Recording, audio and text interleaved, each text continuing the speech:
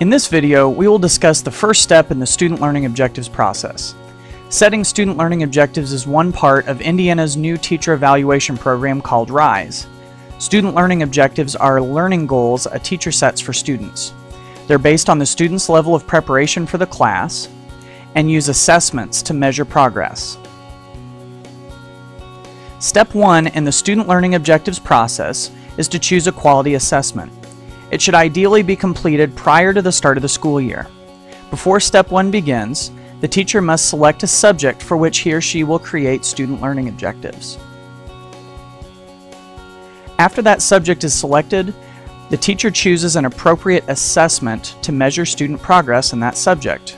Some assessments require approval by the teacher's evaluator, and some do not. The Department of Education has two criteria for quality assessments.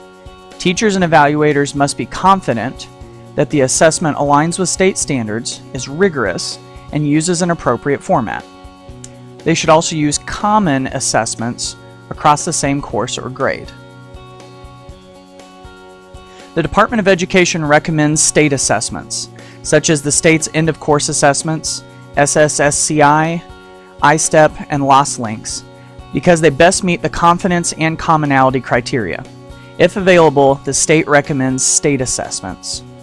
Receiving the state's second highest recommendation are Common Corporation Assessments and Common School Assessments. These tests may be purchased from a third party, such as M-Class, AP, and NWEA, or created locally. Common Corporation Assessments are tests that are administered to all students across a corporation in the same subject. Common School Assessments are administered to all students in the same school in the same subject. The state's lowest recommendation for confidence and commonality are classroom assessments. These tests are developed for use by an individual teacher in an individual classroom. They do not assess students across multiple classrooms. Teachers are required to select the assessment that ranks highest in confidence and commonality. As stated before, some assessments require evaluator approval and some do not.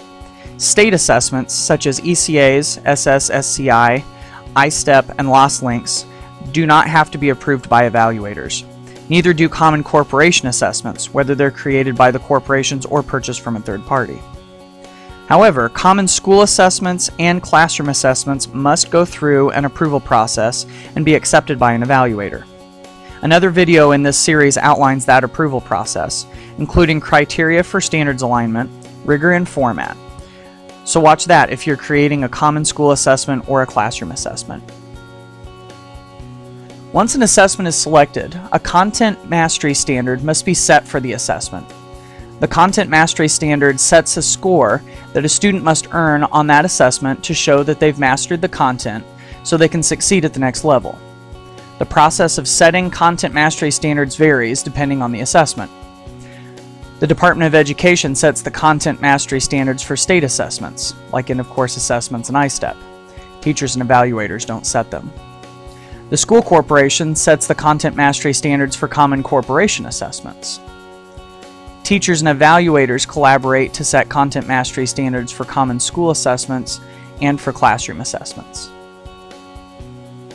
After an assessment is selected and approved if necessary, and after a Content Mastery Standard has been set, Step 1 in the student learning objective process is complete.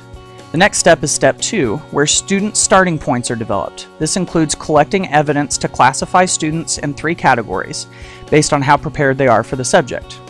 This step should ideally come in September or October.